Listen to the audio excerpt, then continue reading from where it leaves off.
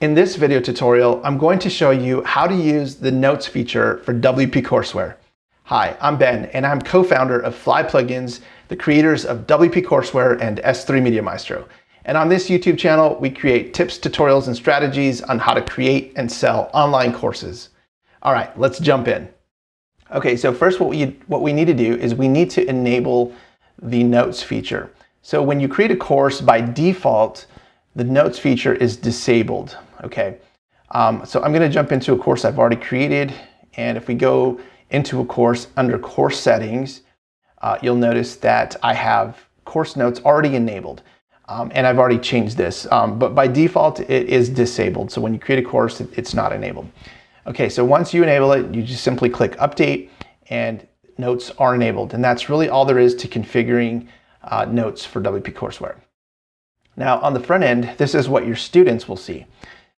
They're going to see a little icon on the lower left-hand corner. And when they click the icon, they're going to get the option for creating a note. And so if they click create a note, they can add a note here.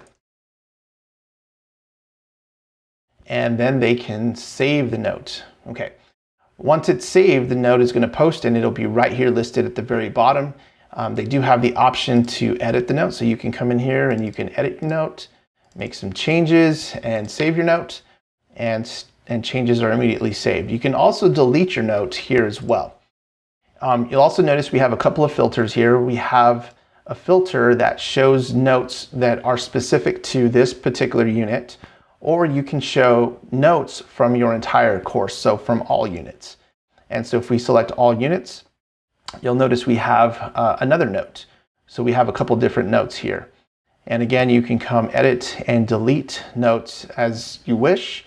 You can also sort your notes from most recent to oldest and vice versa. And basically that is about it. Now, if I close this panel here, what we can do is go over to our next unit, open the panel back up, and you'll notice that it defaults to the current unit. So it's only showing the note for this, or notes for this specific unit. Again, we can change the filter to all units and it will show all of the notes from previous units and any other note that you have in here as well.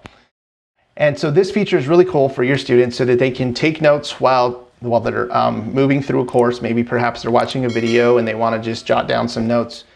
They can make these notes and they are specific to the units as already mentioned, and they can come back and review them at a later time.